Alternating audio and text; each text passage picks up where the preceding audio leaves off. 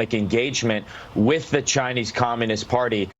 So, Congressman Gallagher joins me now. Great to have you with us today, Congressman. It is interesting because I think that the presentation of the country in this moment really says where they're coming from, right? And as Rebecca just pointed out, he's got John Kerry with him, I should say, and Janet Yellen, the Treasury Secretary.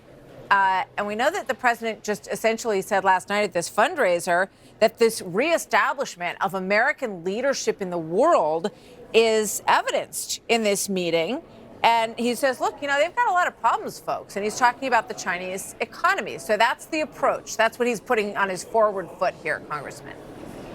Well, since the G20 summit, the president has been making that argument. It's a very dangerous argument. The idea that because Xi has domestic economic problems, he's going to become less aggressive abroad.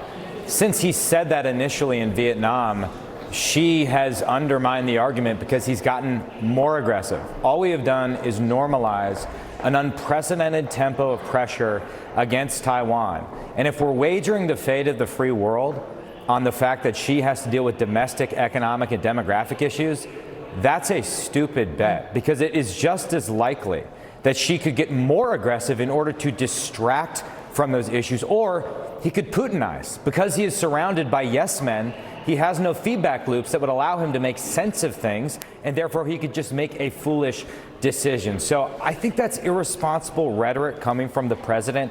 And my only point in making the comments you played before is that this meeting itself has come at a great cost. We have taken our foot off the gas in terms of sanctions, defensive action, in order just for the president to sit down with Xi. So even if they come up with some working group on fentanyl, which, listen, I hope will be successful, it has come at a cost. And for some reason, we pay cash up front to the Chinese, but their check is always in the mail. Yeah. Well, with regard to fentanyl, I mean, I remember there was a time when President Trump was given assurances from the Chinese leadership that they were going to crack down on sending fentanyl precursor chemicals to Mexico. I don't think that ever happened, evidenced on the number of people that we've had killed in this country with fentanyl.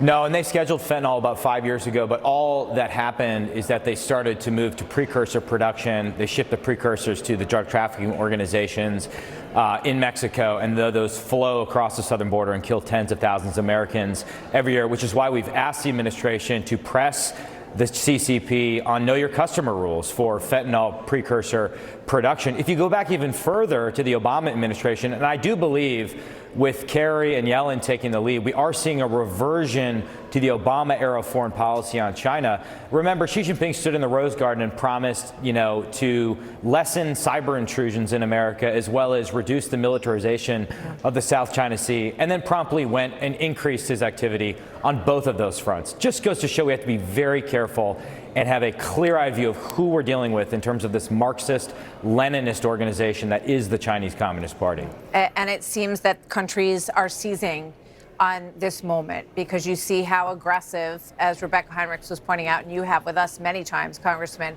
how aggressive they are on the seas surrounding China and cutting off Philippine ships and all of this aggressive nature. Then you see Russia also very aggressive in Ukraine, and Iran, who's China's new friend as well, essentially invading Israel through their proxy Hamas. So a lot on the table. Thank you very much, Congressman. Always good to have you with us. Yep. So